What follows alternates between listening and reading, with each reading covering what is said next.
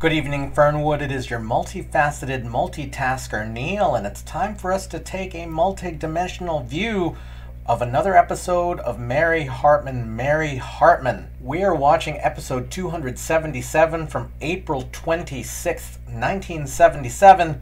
I really don't have words for what I felt yesterday, so let's just revisit.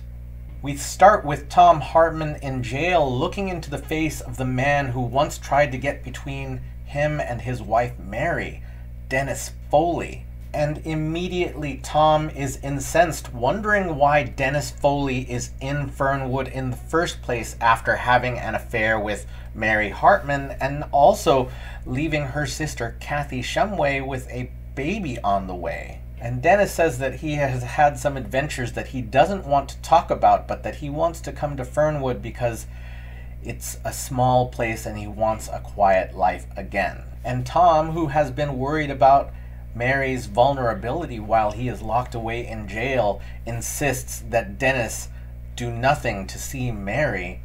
And Dennis says he has no intention of seeing Mary and then leaves. And it seems like Tom's grip on what's going on in the outside world is completely slipping. Then over at the Shumway house, the rank and file members of the Glorious Guardians of Good are getting together to try to figure out how to get Tom out of jail. Charlie and Mac have a laugh because George comes out in a new robe as the Grand Misto, which Vernon appointed him to. And Mac brings up that Tom really needs a lawyer and that they should look up for someone like F. Lee Bailey. And everyone there is really confused because Tom seems to think that the Glorious Guardians of Good are evil. Mind you, of course, they are evil. Vernon, Bales, and Tex are both white supremacists who have fooled everyone to thinking that they're in a social club. But since these three don't know any of that, they think that Tom is going a little nuts and that he needs a psychiatrist. And George reacts to this with a bit of outrage, thinking that his family has enough mental illness in it that they don't need more shame pointed at them by bringing in a psychiatrist. But then finally he acquiesces, and then Charlie and Mac say that he's the one who has to tell Mary. Then over at the Jeter household, narcissistic Mayor Merle is going over his idea for running for president while his wife Wanda is completely distracted. And Merle takes this a bit personally and seems to think that Wanda should be paying more attention to him. And Wanda says that she is distracted because Tom Hartman is in jail languishing. But Merle sees through this and tells Wanda that she's got to tell him what she's really distracted by. And Wanda won't. She refuses to tell him and stands up and leaves Merle to finish his slice of Sara Lee pie. And then finally in the Hartman kitchen, Mary is sorting clothes to be given away. She's considering putting together some outfits for Loretta's new Bigfoot child when George comes over and eats a raw egg. And then he says to Mary that things are not going well in jail for Tom and that they are, of course, looking for a lawyer but also for a psychiatrist, though he couches it in a way that makes it seem like a legal strategy. And then Mary thought that Tom really wouldn't be in prison that long and starts to get worried. Then Heather comes down and Mary asks her if there's a good matching piece for the outfit she's putting together for the Bigfoot child. And included in Heather's response is a bit that suggests that Tom is really not going to be back home anytime soon. And the notion of time finally hits Mary. So everyone, we have a lot of moving parts happening right now. It's time for us to put these pieces together.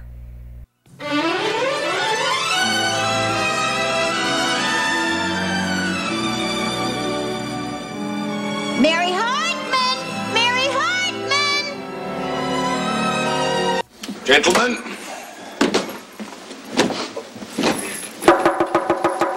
meeting will come to order. Now we all know why we of the GGG have gathered here this dark night. Yeah, to save Tom Hartman. Yeah, right. Well, it's like this. That fella that I got jailed over there, that dear friend, that loyal GGG brother, Tom Hartman, he's loco. I mean, he takes to screaming and hollering, banging on the bunks. Wait a minute, Texas, you don't understand something. I don't think you understand that Tom is a decent man and he's in jail. Yeah. He's a decent man in jail, and he can't be held accountable for his actions. Accountable? Hey, you know what I'd like to do? What Texas is trying to say is that we all love Tom Hartman so much, we want to save his life, if possible. Brother Vernon and lesser brothers, speaking from the exalted throne of the Grand Misto, me and the boys had a caucus the other night, and we all agreed unanimously to get a really good, qualified psychiatrist to look right into old Tom's brain. So you do agree that poor, pathetic, benighted, emotionally crippled Tom Hartman cannot act as his own lawyer? Yeah, but that gives us another problem here. If Tom can't act as his own lawyer, who are we going to get for his lawyer? Well, I was thinking of Nathaniel Dearborn. Oh, good man, good man. Nat Dearborn, El Stinko time. Let me ask you this. How come you can think that Tom Hartman could be defended by a fellow that got his law degree from a correspondence school? I don't know, Charlie. I've heard some pretty marvelous things about Nathaniel. Oh, not from his clients, you ain't. They're all either dead or in jail. Well, I've heard some lawyers say, and I quote, Dearborn is tops. Charlie, them lawyers know a whole lot more than we do. Hell, they even know more than me, and I'm chief of police. Maybe we ought to get this Nat Dearborn and see if he can help Tom out. Well, then we're all in agreement. Gentlemen, this meeting is adjourned.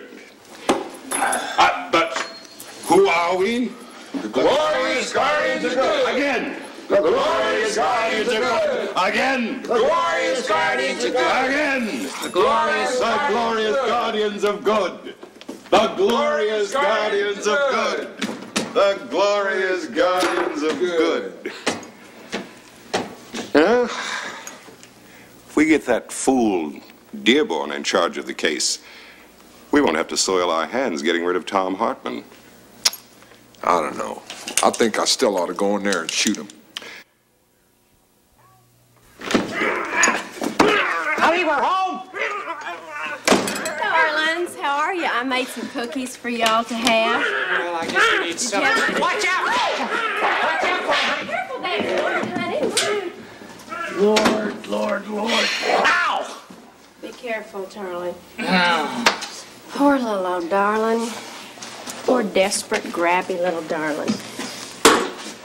Sometimes I do get a mite peeved, but I just try to remind myself that he is a deprived child with a deprived background. Oh, there he's got my shirt. Oh, come on. No, wait, no, sit down, honey. Sit down. Listen, fella, I'm sorry. I didn't do anything, no, really. No, listen, how would you like to trade the shirt for a nice glass of milk, huh? Oh, that's not a napkin, you know. Charlie, honey, just patience. You gotta have patience, that's all. Huh? Don't forget it now. Now, that shirt is kind of like a little security blanket to him. I mean, it's just because he likes you that he has it, darling. And also why he always picks that chair as his favorite sulking spot. It's because he likes you. I guess that haircut ain't gonna do the job anyway. I was hoping if I got him looking more civilized, he'd act more civilized. Well, it's gonna take more than a haircut for this one, Charlie. Look at him. Little old brunette Dennis the Menace, that's what he is, isn't he?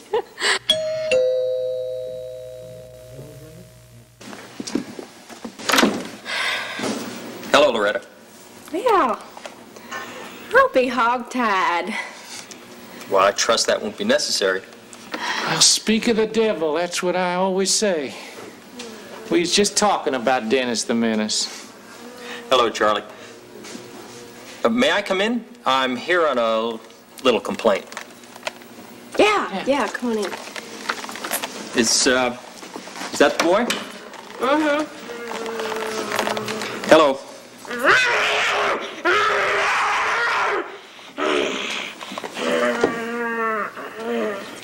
Come here, boy. Come here.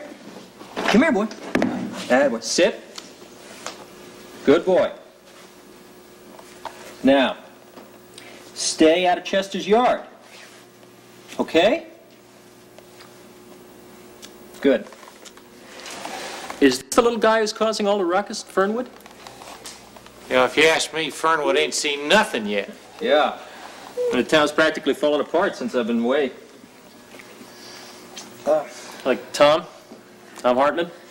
I mean, there's a man with real troubles. Oh, well, listen, hey, if you're talking about that little teensy murder thing, listen, that's not a problem, really, because he's going to be right back with his anxiously awaiting family before you know it. Oh, yeah, we got that pretty near straightened out right now. I would say myself that Tommy's probably just about this far from being free right now, wouldn't you, Charlie? Yeah, or maybe even less, maybe. Closer, yeah. Probably about that far, but there's nothing really for you to worry about at all. No. Oh, look at that, Charlie. Look at that little darling. I tell you, sometimes when I see him like that, you know, I just get so overwhelmed with mother-type love that I just feel like he's the issue of my very own firm, fine little body. But I know that he's really the adopted son of Bigfoot, you know. But isn't he just the cutest things? And it's just amazing sometimes the incredible energy that child has. Yeah. Well, I was like that when I was a kid. Listen, I feel for you. And parenthood is rough. Yeah. Well, have you seen everybody that you knew when you lived in Fernwood? oh, you mean like the Shumways? No, I haven't seen them. Well, just exactly who have you seen? Just Tom. So, yeah, just Tom. How is everybody? Oh, everybody's fine. They're fine. Everybody's oh, gosh, fine. They're Oh, just yeah. fine, aren't they, Charlie? Yeah, everybody's Mary's fine. You remember Mary, don't you? I would say so, yes. Good. Mary, for instance, is just incredible. I mean, it is incredible, the strength that woman has for her husband. Her love is, her husband, the love that she feels, you know, is so strong that she doesn't even feel the teensiest bit depressed or in need of any kind of comfort at all. No, she doesn't need any kind of Positive comforting. faith, right, No, Charlie? it's amazing. And I find that personally just the nicest thing, don't you? It's the nicest thing. Well, it's nice seeing you both. Okay. Stay. Good boy. I hope the next time I see you, it's just social. Bye-bye.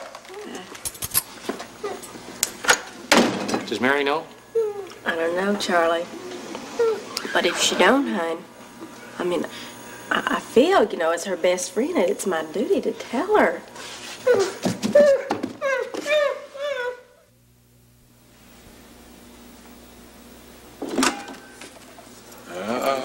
We got a great big treat for old GGG brother.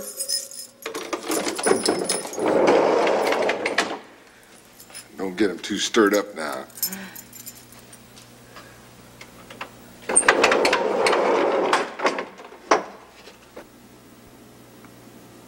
Oh, Tom.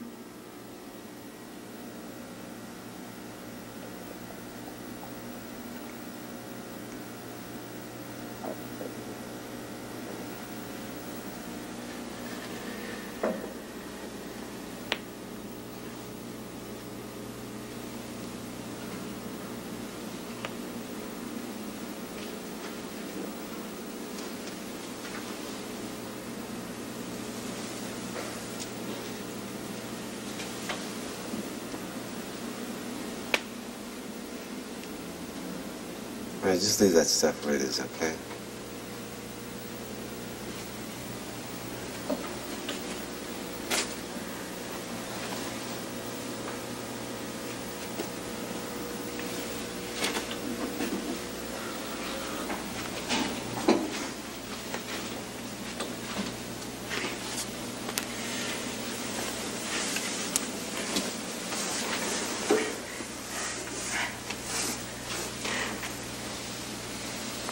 You look so beautiful in prison. You really do. I know it's a terrible thing to say. But you look so serious and calm. You look so above all those picky little things in life.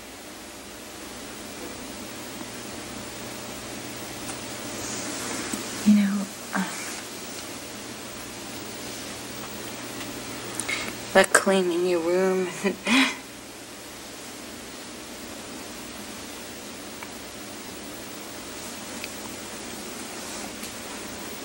Oh, Tom, I miss you so much. All right, thanks. Do me a favor, will you? Yeah.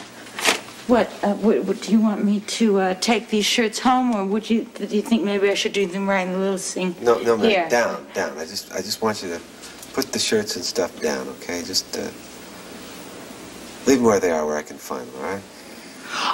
Oh, I see. I see what you mean. You mean just take the shirts and put them all, fix them down here, arrange them here, and then after I've arranged them here, I'll just stack a little order on top of there. Is that what you mean? No, Mary, just leave it be, okay? Just let it be, huh? Oh. You're on the floor. Mary, look, this is my cell, okay? I just want it the way I want it. I mean, I don't think that's asking too much, right? No, I don't think so,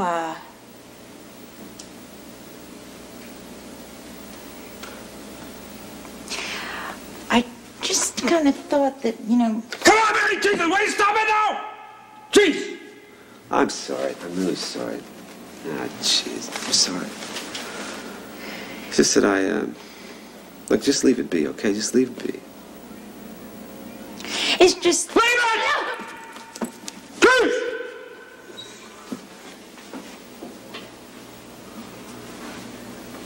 I'm sorry I yelled. Jesus, good. I yelled. Okay. I'm sorry. It's okay. I'm sorry. It's just that I feel I'm helpless here. I mean, I worry about you and Heather being all alone out there, and I don't know.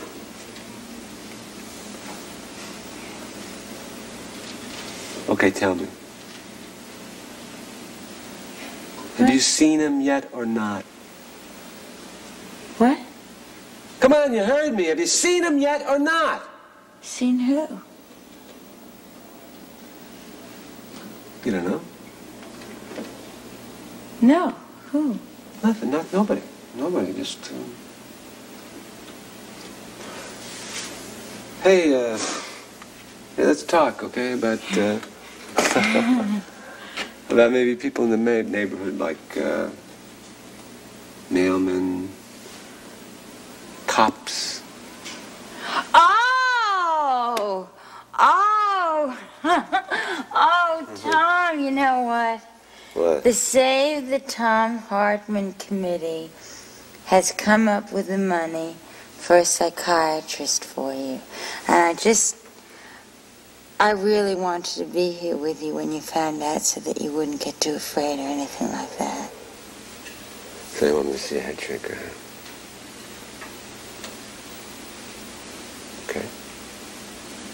Okay. Well, I'll talk to him. I mean, I got nothing to hide, you know. Nothing. I sure as hell got a lot to tell, that's for sure.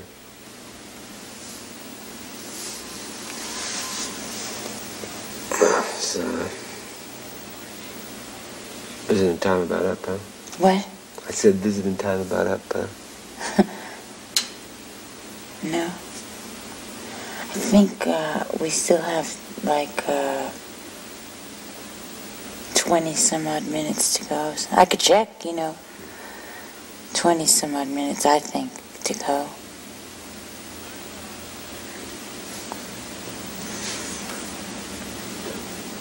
Mm.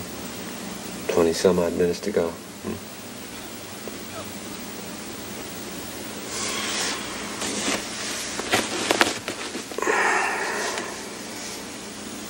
Good. That's good.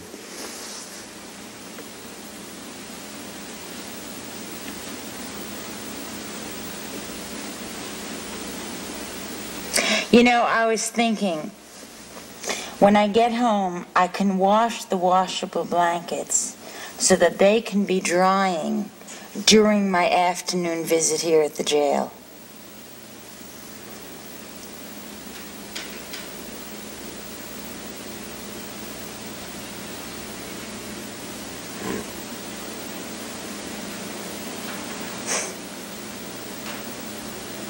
Isn't it funny? Here we are in jail.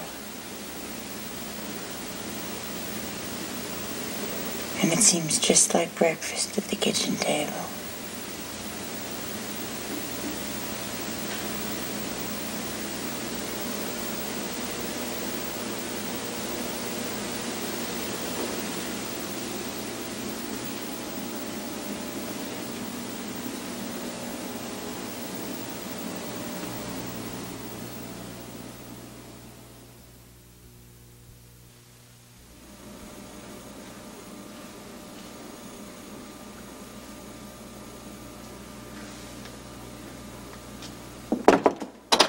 Uh-huh.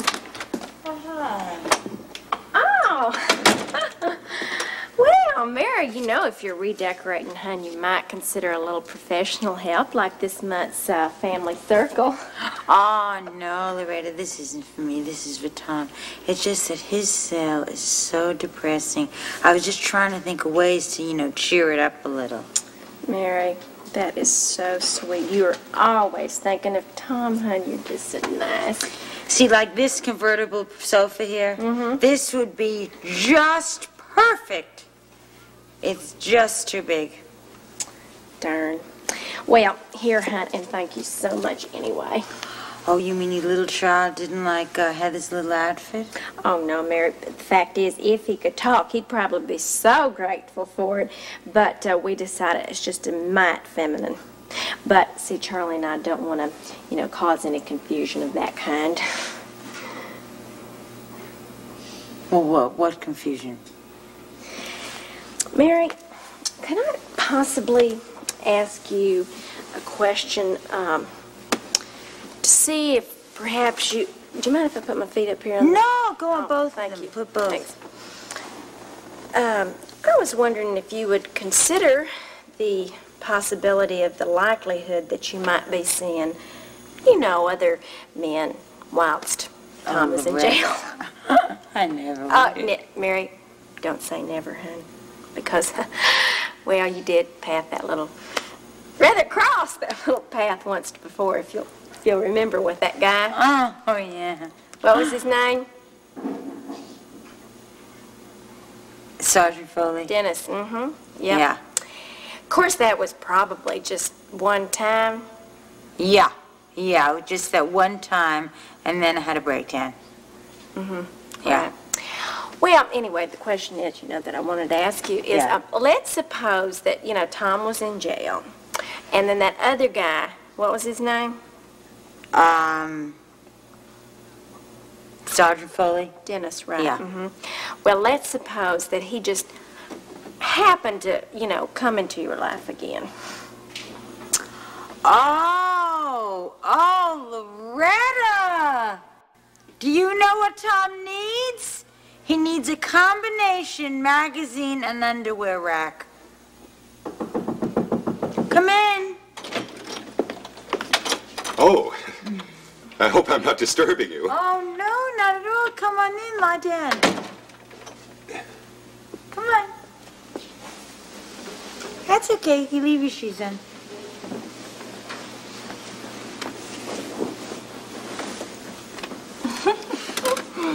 Hi, Vernon. Hi. Hi. Well, shoot, I gotta be skedaddling. Gotta cook dinner for my boy, She's a little savage. He's very nice and he's very interesting. Mary, just remembered something. Excuses. Mary, I do hope that you'll remember what we was discussing about you being faithful to you-know-who.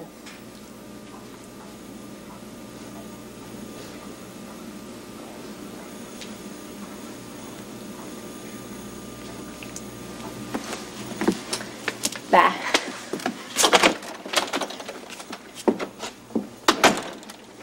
Mary. Mary, we are so lucky. You can never guess who we got as Tom's lawyer. Nat Dearborn? How'd you know? Well, I have no idea. Why did you get Nat Dearborn? You like Nat Dearborn? Oh, I love Nat Dearborn. Oh, he's going to cost a pretty penny. Well, I thought that he was in the mountains with Pat Kimball. Oh, he was. But he said he'd take the case if we promised to pay his bus fare. Oh, well, that's just terrific because I love Nat Dearborn. So do we, Mary. So do we all.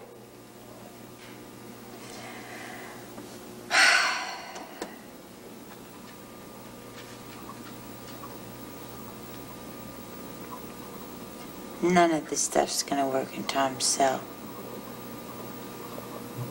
It's just not him. Well, this one definitely had some slips and slides.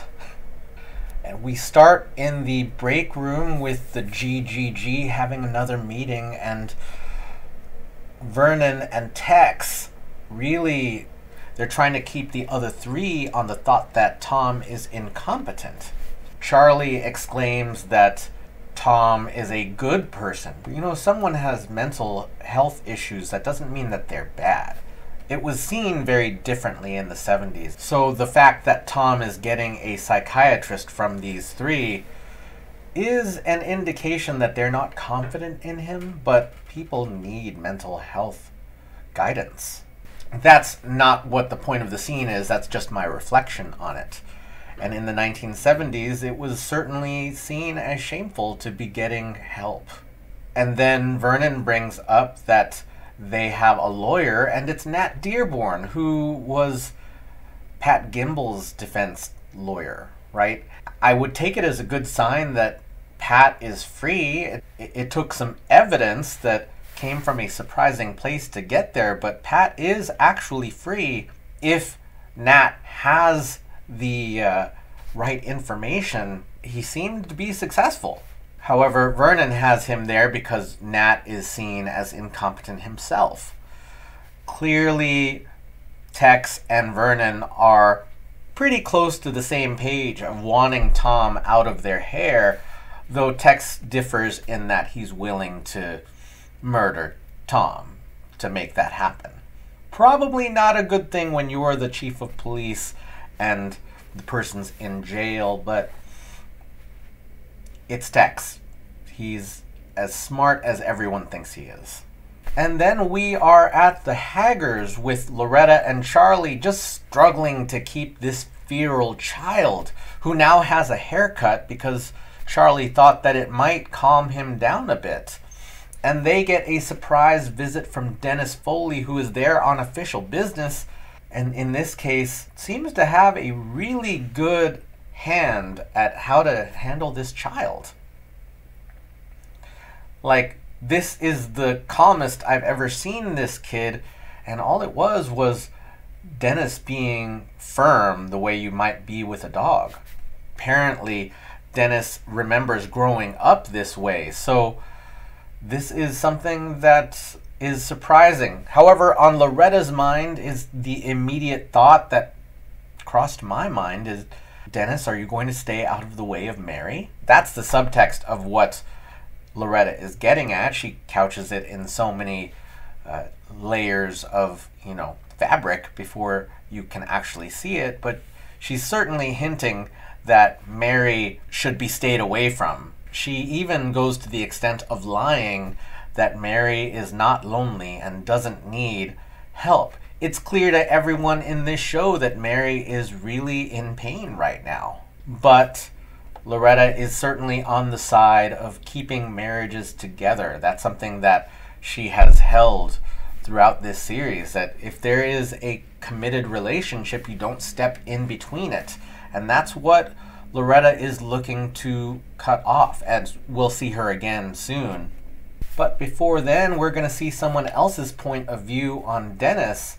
It's Tom, who is holding on to some anger and has no real healthy way of dealing with it. Now, Mary is by design, right, as she was created, a housewife. She literally wants to clean things because she thinks it's better that way.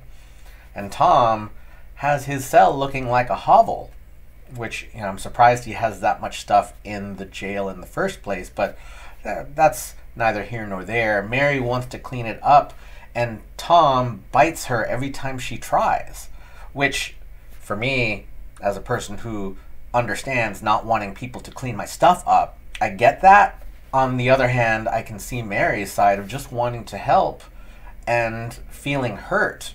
And then it gets to the thought of Dennis, right? That seems to be what Tom has been thinking of this whole time. It's not generalized anger. He has a specific anger that he is holding on to. Now, Tom has plenty of things to be angry about, but last times that he has seen Mary, he's been really sweet to her. There's been some loving. There was kissing in both of the times we've seen Mary at the jail.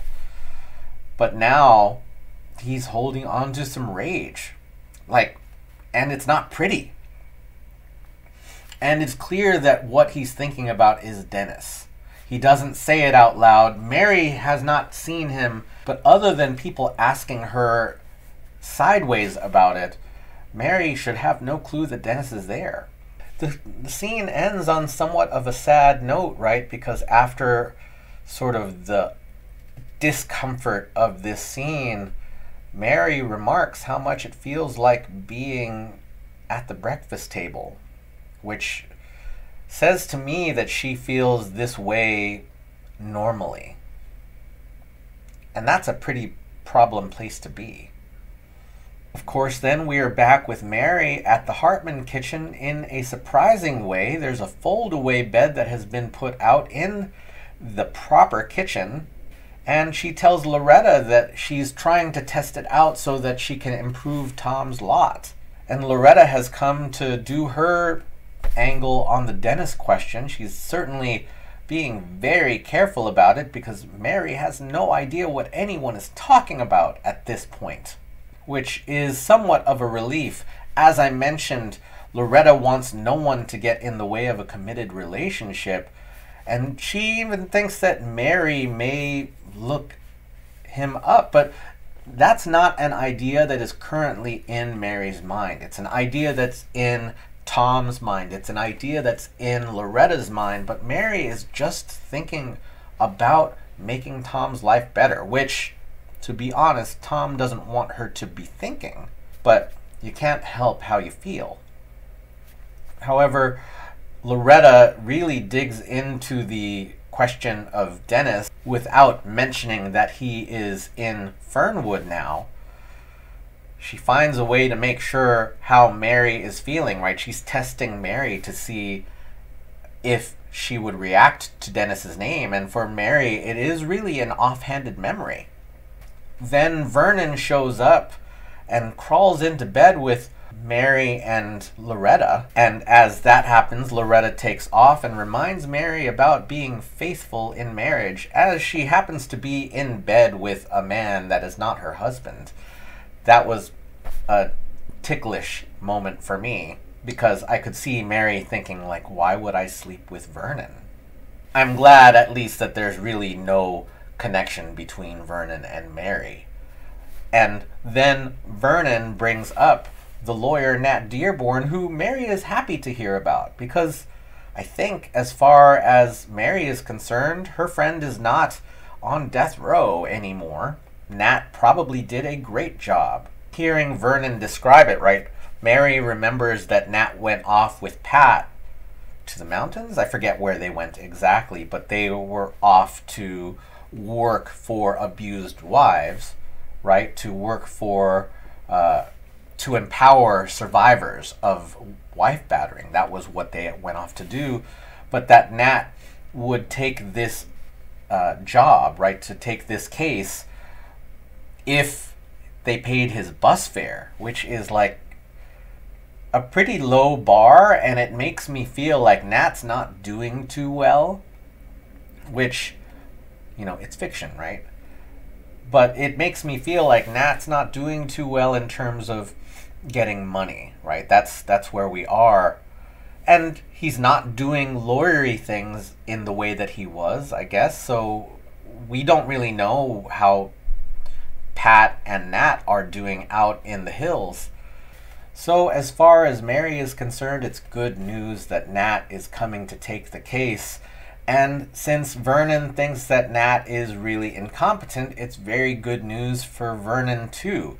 And I suppose now the question is, what information will Nat find as regards the murder of Dewey and the explosion at the plant? There's so much stuff to look into here that if anyone has any idea what's going on, and a way to prove it, right? Because you can't just say you know what's going on. You have to be able to back it up somehow. Tom has a very clear picture of what's going on. However, he is perceived as somewhat not competent in terms of his safety, right? I'm not even sure why the thought of Tom defending himself was brought up earlier in this case. Like, it's a bad idea for anyone to be representing themselves in court.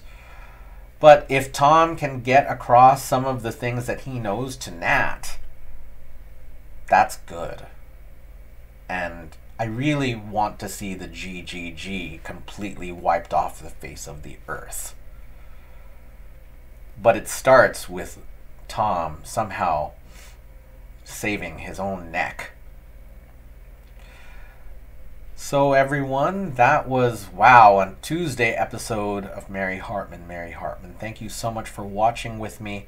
Thank you so much for leaving your thoughts, feelings, and impressions down in the comments. Thank you for taking a multi-dimensional view, and we will see you tomorrow night in Fernwood.